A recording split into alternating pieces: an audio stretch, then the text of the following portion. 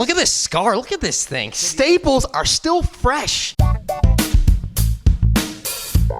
This is the Schmo with the Pro, the Hall of Famer, Michael the Count Bisping, inside the half mansion. Fresh off of the right knee surgery. How we doing? Yeah, that's right. Just had the right knee replacement. What day? Last Tuesday. So just over a week. 8 days. What are we on now? Yeah, 9 days out. 9 days out. It's miserable. It is. It's one of the worst, most painful surgeries you can go through. You know, it's funny because a lot of people say, oh, yeah, I had a hip replacement. An aspirin. Yeah, he needs to shut up. A hip replacement and a knee replacement are not the same thing. They're not even comparable. So he's changed his Instagram handle to Bionic Ben, you know. Attention seeking or what? I've got 2 fake knees. I've got fake eyes. I'm not calling myself bionic. I'm still Michael Bisping. And you're still walking upright. No cane, no walker. You're doing it right. But your dog Alfie, he already jumped on this Schmo, and we got some wetness on us. Yeah. What can I tell you? I apologize, Schmo. My bad. It's okay. It's okay. You got 2 fake knees. It's the least the Schmo can do for you.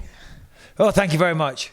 I appreciate you bringing the Schmo back. It's not the pool, it's the kitchen table. Now talk to me for a second. The Schmo is halfway deep, and quitters never win. Your book, we love it. Spending some time in prison. Man, this legal system, though. Pleading guilty. Why? Yeah, tell me about it. Yeah, so in the book, unfortunately, I do a little stint inside. Not long, just a month. And I got into a scrap. I was sticking up for a friend. It's all in the book, of course. And then at the end, when we end up in court, my lawyer said, Michael, listen, this is a very minor offense. If you plead guilty to it, you're going to get a little slap on the wrist, maybe, a few £100 fine, maybe a bit of community service. Just plead guilty. You don't want to go through this whole rigmarole. It's very expensive. It's going to take a while. When it's not a big offense, just plead guilty. And I was young. I was a kid. So I said, yeah, sure. So I pled guilty. And I remember I was working as a door-to-door salesman at the time, and I was supposed to get promoted that day. And my wife Rebecca drove me to court. She was at the back of the courtroom, belly out here, heavily pregnant with our first child, and the judge retires to his chambers to consider his verdict for the sentence. And as we were doing that, as the judge was doing that, we see a bunch of security guards show up at the back of the courtroom. And my lawyer leans over to me. He says, hey, Michael, I just want to tell you, anytime that the security turns up at the back of the courtroom, that normally means somebody's going to jail. So I'm like, oh, right, okay.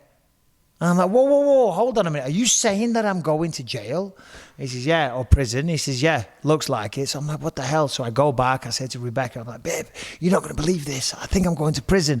And I'm always messing around. I'm very, very rarely serious. She's like, shut up. I know you're pulling my leg. I know you're messing with me. I'm like, no, listen, I'm serious. And at that moment, the judge walked in and, long story short, there you go. And you just mentioned your wife, Rebecca. She's been with you through it all, sticking to your side. You're not doing this for yourself. You're doing it for us. A very, very manly thing to do, if I Schmo say so myself. Yeah, well, you Schmo say so all you want, buddy. Listen, any family man will tell you. It's very kind of you to say that, but I think anybody that has a wife, has children, they want to give them the best life. Simple as that, So I don't think I'm unique when I say or when we say that, we didn't do it for ourselves. We did it for our family. And I think everybody would say the same thing. That's where we get our inspiration. That's where we get the energy to train, to get out of bed when we're sore from head to toe, and go and do it all over again. Yeah, it's because we want to give a great life to our family. And I'm not unique in that situation. But your perseverance to overcome all the adversity, winning UFC gold in the late 30s, heavy underdog against Luke Rockhold, you proved them all wrong. Quitters never win. Yeah, that's true. Quitters never win. But people do like to say this unless you're trying to give up smoking. So, and I guess in that situation, you are a winner. But good for you. I wanted to call it Winners Never Quit. But the publishing house was like, no, we like quitters never win. So there it is. And it's a pretty good title, because I feel like it does cross over to everything in life. Anything you want is going to be hard. Anything that's worth achieving, you're going to have to work hard to get that. And it's like your mum used to say, or your grandma, whatever, if at first you don't succeed, try again. And I guess that's kind of how I approach life, if you will. Yes, but the Schmo must say we got our American version on Amazon. 1-day delivery. Get yours today. Now talk to me for a second. Let's talk some fights. They're talking about doing Jorge Masvidal against Nate Diaz, a rematch, putting the BMF title on the line. But a guy who's always getting screwed, it seems, in the welterweight division is Leon Rocky Edwards, a fellow Englishman. What's going on with Leon, and who does the Count think he should be fighting next? Well, listen, I'm not going to rain on the Masvidal versus Diaz fight because, listen, a lot of people want to see that fight. It will generate a ton of money. Diaz was pushing for the rematch. He feels that, it was stopped prematurely because of that cut. I don't feel it was stopped prematurely. I don't feel the second fight will show anything different. That said, I will tune in and watch. It'll still be an exciting fight. It'll still be an exciting event. So there's no way I'm going to miss that fight. But for me, it's the fight that you just mentioned. I want to see Leon Edwards versus Masvidal. 3-piece in a soda. There it is. I mean, the marketing's all there. I mean, look at Khabib versus Conor. They had him running up with the dolly and the bus and all that. Whilst the 3-piece with the soda isn't as impactful as the dolly through the bus window, it's still there. It's still marketing genius. It's all, the promo writes itself. The history's there. Masvidal laid hands on him, the 3-piece and the soda, whatever you want to call it. So for my money, that's the fight I want to see. I feel that Leon deserves it. He's certainly put in the body of work. He's on a roll. He's got the skills.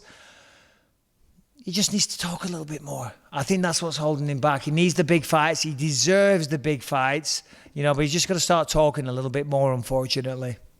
Now, what about DC? I know he's retired. Dana White's still a little skeptical about it. Do you ever think we'll see DC in a professional fight ever again? It's a good question, but the thing is, he just took himself out of the USADA testing pool. I did the same thing. When they asked me, Mike, do you want to stay in the testing pool? I said, no, take me out. And they went, you sure? I said, yeah, because I want insurance against myself, because I know I'm the type of guy. Had I still been in the testing pool, and let's say somebody drops out, somebody gets injured, I would have thought, oh, quick payday, I'll take that. Here, I'll text Dana and be like, yo, I'll take that fight. Now, being out of the testing pool, I couldn't do that. And the same thing with Daniel. So he can't take a short notice fight. And if he does want to come back, well, he's got to do a minimum of 6 months in the testing pool.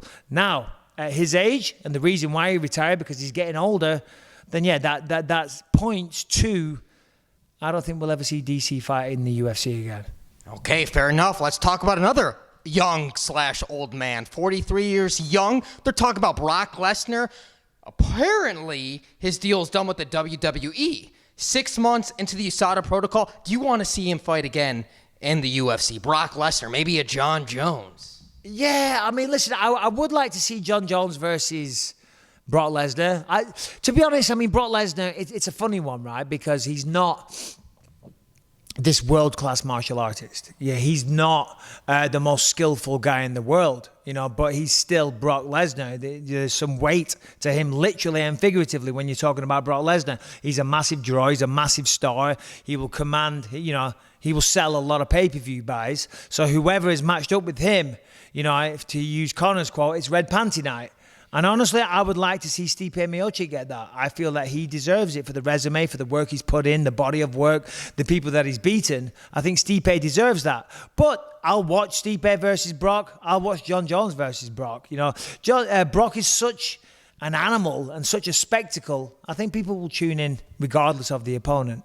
Oh, you're a couple days off of your knee surgery. When are you going to get back into the broadcasting? Yeah, I'll be back next week. I'm doing the Contender on Tuesday. Then I'm doing, it's supposed to be Teixeira versus Thiago Santos. Yeah. Teixeira's out. He's got the coronavirus, unfortunately, so that's devastating. So he's out of that fight. I'm not sure. Is that public knowledge? Yeah, it's public knowledge. It came out this morning. Yeah, there you go. Helen E. Sports told the Schmo, but she's always on the Twitter. She reads. Oh, Helen's way ahead of you, Schmo. Come on. But yeah. So I'm back at it. I took a little break. Obviously, my knee was killing me, so I had to take some time out. Get operated on. I'm not recovered, but I'm back.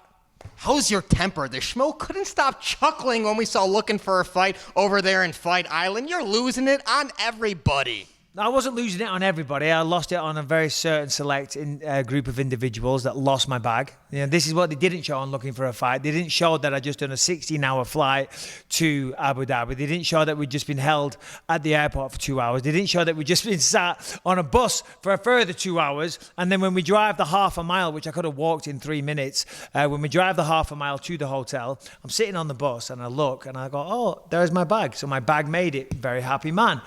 Then when I get off the bus, my bag has disappeared. It's gone. My bag's disappeared.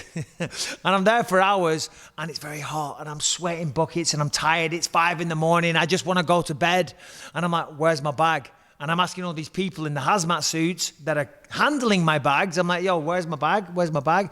Nobody was answering. Nobody was answering me. So I'm starting to lose my temper. I'm hot, I'm tired, you know. So I'm like, who the fuck's in charge here? And then they're filming. I was like, don't film me. So listen, my temper is fine, Schmo. It was just, you know, you caught me off guard there. Hey, the Schmo loses his temper waiting in this California traffic. We got to get you side by side with the Schmo side by side and see whose levels get higher with the blood pressure. Ha! I reckon I've got you beat there, though. But I am trying to work on that. But my temper... You know, I have struggled with my temper over the years, you know, and I feel like it's not necessarily the biggest kept secret in the world, but I am working on it. You know, as a human being, we're always trying to improve, you know, I'm trying to get better. And I'm looking at this knee as the new knee, new me. This is Michael Bisping 2.0.